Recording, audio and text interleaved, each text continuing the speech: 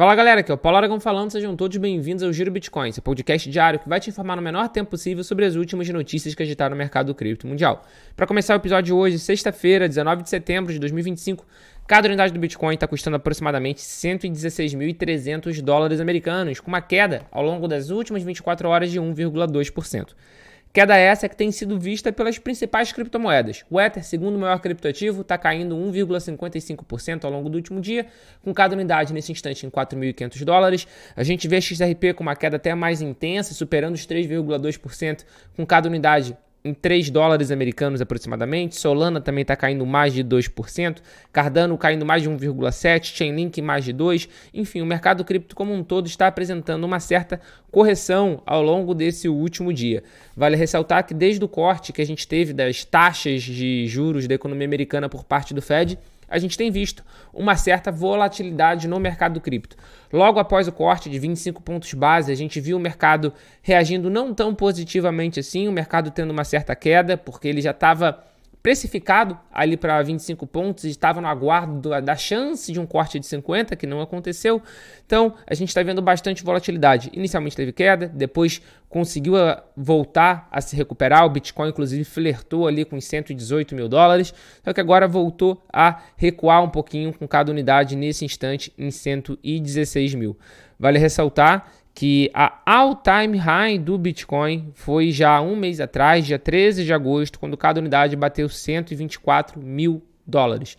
Chegou na madrugada de ontem para hoje, que eu não falei, no dia de ontem, ficou flertando ali nos 118 mil, chegou a bater em algumas corretoras justamente a marca de 118 mil dólares, mas essa correção voltou, deu um leve retorno ali para 116 mil e agora a gente vai acompanhar de perto para saber o que vai acontecer e vai trazer aqui para vocês no Giro Bitcoin.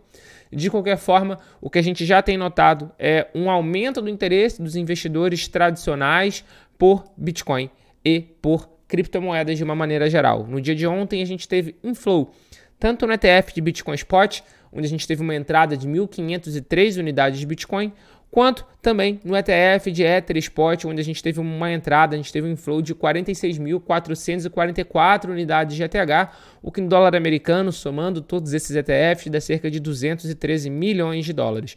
E a gente teve, no dia de ontem, a estreia de 2 novos produtos relacionados à criptomoeda nos Estados Unidos, que foram os ETFs de XRP e o ETF de Dogecoin.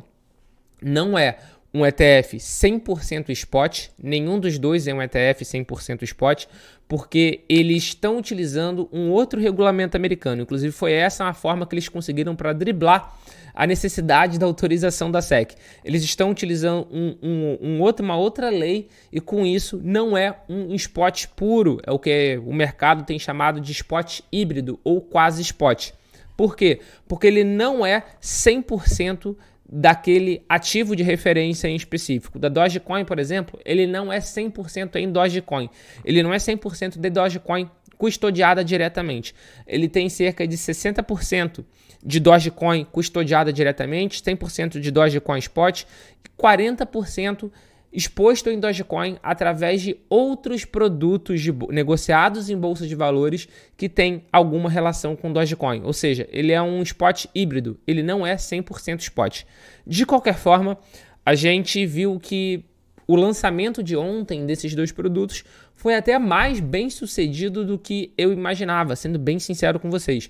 O primeiro dia de negociações do ETF de XRP, que é o ticker de negociação, é o XRPR, que é da Rex Oxbridge, são as duas gestoras que estão juntas nesse produto, estreou com um volume de negociação de 37,7 milhões de dólares, sendo o maior volume de estreia de todos os ETFs lançados nos Estados Unidos no ano de 2025. Isso de acordo com a Bloomberg. E também, de acordo com a Bloomberg, o ETF de Dogecoin não ficou tão atrás assim. Ele teve um volume de negociação nesse primeiro dia de 17 milhões de dólares, o que coloca ele no top 5, dentre os mais de 700 ETFs de todos os setores que foram lançados pelo mercado americano ao longo do ano de 2025. Algo bastante interessante e que eu tenho batido bastante na tecla. Esses dois ETFs, especialmente o ETF de Dogecoin, vai servir para mensurar, para medir o apetite dos investidores tradicionais, o apetite dos institucionais por criptomoedas bem alternativas. Eu não estou falando simplesmente de uma altcoin. A XRP, por exemplo, é considerada uma altcoin, mas a Dogecoin é uma meme coin, é o próximo passo de uma altcoin. Então vai servir para a gente mensurar, para a gente medir realmente o interesse, o apetite desses investidores tradicionais por meme coins, por esse tipo de ativo, por essa classe de ativo. O primeiro dia de negociação foi um dia bastante robusto, me surpreendeu positivamente, eu imaginava até um volume menor, mas a gente vai ter que acompanhar de perto assim os próximos dias para ver se esse apetite vai continuar, se esse volume vai continuar ou se foi simplesmente devido ao fator estreia, devido ao fator novidade. E dando prosseguimento ao episódio de hoje, ainda falando sobre a questão de ETFs, a Grayscale, que é uma das maiores gestoras de capital do mundo e é dona também do segundo maior ETF de Ether, dona do terceiro e do quarto maior ETF de Bitcoin Spot do mercado americano, aparentemente está se preparando para fazer staking no seu ETF de Ether Spot. Vale ressaltar que a SEC, que é a reguladora, é a autarquia, a CVM americana, ainda não autorizou isso, mas é um debate que tem acontecido bastante. E no dia de ontem, a Grayscale movimentou 40 mil ETH, dentre os muitos ETHs que possui, movimentou 40 mil ETH para uma outra carteira, aparentemente se preparando justamente para começar a oferecer staking assim que a SEC autorizar. Nesse momento, a Grayscale tem aproximadamente 435 mil em um dos seus ETFs e no outro ela tem um pouquinho mais. Isso porque ela dividiu em dois ETFs, no Grayscale Ethereum Trust e no Ethereum Mini Trust. Então eles têm dois ETFs diferentes, onde em um eles têm 3,46 bilhões de dólares sob gestão e no outro eles têm 1,27 bilhões de dólares sob gestão. Então o Grayscale tem se preparado para dar esse próximo passo e vale ressaltar que hoje a gente já tem um ETF que tem staking nos Estados Unidos. É o ETF de Solana. O ETF de Solana também é da Rex Oxbridge, a mesma gestora, o mesmo grupo de gestores que acabaram de lançar o de Dogecoin e o de XRP, mas no caso da Solana, ele é muito mais spot do que esses outros dois. A diferença é que esse de Solana é spot mais staking, porque ele tem também o Liquid Staking, onde acaba gerando um outro token, o Gito Sol. Então, ele tem algumas particularidades, mas ele é muito mais spot do que o de Dogecoin, muito mais spot do que o de XRP. E esse ETF em específico, o ETF de Solana, tem tido também um volume interessante. Para vocês terem uma ideia, nesse momento já tem mais de 268 milhões de dólares nesse ETF. Tem demonstrado que esse tipo de produto consegue atrair um certo interesse institucional, um certo interesse dos investidores tradicionais, muito abaixo, claro, do interesse que a gente vê pelo ETF de Bitcoin, pelo ETF de Ether, mas ainda assim um valor, um número muito relevante, um número muito interessante. Dando prosseguimento ao episódio de hoje, mas ainda falando sobre o mercado americano, o estado do Michigan, no dia de ontem, teve mais um avanço no seu projeto de lei de reserva estratégica de criptomoedas. Fazia muito tempo que a gente não via nenhum estado tendo um avanço significativo nesse debate, e agora, ao longo do mês de setembro, a gente está vendo o estado do Michigan dando mais alguns passos no que tange essa questão. E esse projeto de lei em específico permitiria que o Estado investisse até 10% do seu tesouro em algumas criptomoedas em específico. É claro que tem alguns requisitos, como por exemplo a capitalização de mercado ao longo do período de 12 meses, mas de qualquer forma o Bitcoin com certeza vai se enquadrar nesse requisito. Inclusive, grande parte desses projetos de lei, grande parte desses requisitos foram construídos para atender somente o Bitcoin, ou então no máximo o Bitcoin e o Ether. Vale ressaltar que no mercado americano hoje a gente já tem reserva estratégica de Bitcoin no estado do Arizona, no estado de New Hampshire e no estado do Texas. São projetos de lei diversos, alguns falam de simplesmente poder segurar unclaimed property, ou seja, de propriedades de criptomoedas que não forem reivindicadas pelos seus donos depois de um X período de tempo. Tem projeto de lei que fala que pode comprar criptomoeda com um fundo público estadual. Então, é interessante a gente ver essa corrida. E fora esses 3 estados que já têm aprovados, a gente tem o Massachusetts debatendo com 2 projetos de lei diferentes, a gente tem o Michigan e tem o Ohio debatendo com 2 projetos de lei também diferentes.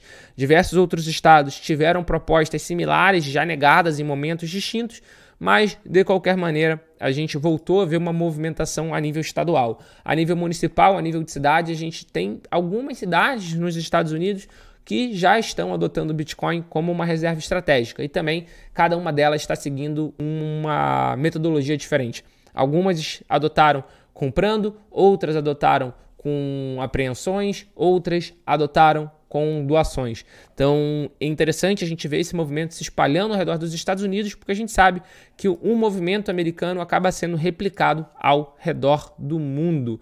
E falando ainda em movimento americano, o PayPal, a gigante de pagamentos PayPal, está expandindo a sua stablecoin, a PYUSD, para algumas outras redes, dentre elas a Tron e a Avalanche. Vale ressaltar que essa é uma stablecoin, uma moeda estável em dólar americano, lançada pelo próprio PayPal, gerenciada pelo próprio PayPal, e que a gente vê que o market cap dela ainda está muito distante das gigantes do mercado. Nesse momento, a PayPal USD tem uma capitalização de mercado de 1,3 bilhão, que é um valor recorde para esse criptoativo em específico, mas é um valor muito pequeno se a gente comparar com o Tether, por exemplo, que é a maior stablecoin do mercado americano, que tem 171,5 bilhões de dólares, ou até com a Circle, que é a segunda maior, que é a USDC, que é emitida pela Circle, que é a segunda maior, que tem 74,3 bilhões de dólares. De qualquer forma, PayPal aí está tentando expandir para mais redes para ver se consegue aumentar a adoção da sua stablecoin. E falando em stablecoin, mas trazendo agora para o mercado brasileiro, o Nubank quer ser o primeiro banco do Brasil a integrar stablecoins em cartões de crédito. Segundo Roberto Campos Neto, ex-presidente do Banco Central brasileiro e atualmente membro da diretoria do Nubank, o banco está testando a integração com stablecoin em cartão de crédito. A adoção de stablecoins já representa 90% de todas as transações cripto no Brasil, e o banco digital está justamente buscando unir ativos tokenizados e concessão de crédito em escala global. É o maior banco digital da América Latina, que inclusive não é listado no Brasil, né? É listado na Bolsa Americana.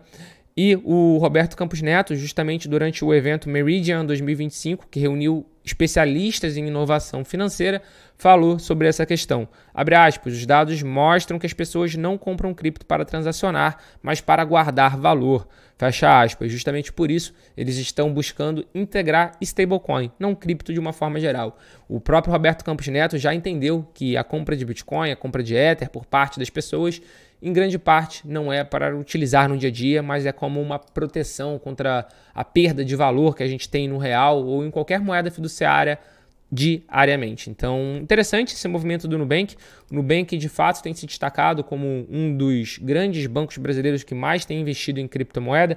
Talvez ali junto com o BTG Pactual sejam os dois que mais estão investindo nisso. Então, é um movimento interessante para a gente acompanhar de perto. O BTG Pactual, que inclusive tem uma stablecoin de dólar americano para chamar de sua. Através da Mint, da plataforma deles, da corretora deles, você consegue comprar uma stablecoin emitida e gerenciada pelo próprio BTG Pactual. E esse foi o Giro Bitcoin de hoje. Muito obrigado pela sua companhia. Chegou até aqui agora no episódio. Deixa o seu like, se inscreve no canal se estiver vendo pelo YouTube, está escutando a gente por algum streaming de música, como Spotify, Deezer, Apple Podcast. Passa a seguir o podcast por aqui também, dá 5 estrelinhas na sua avaliação, que isso ajuda muito a continuidade do nosso trabalho. Muito obrigado pelo seu apoio e a gente já tem um encontro marcado aqui no nosso episódio da semana que vem. Valeu!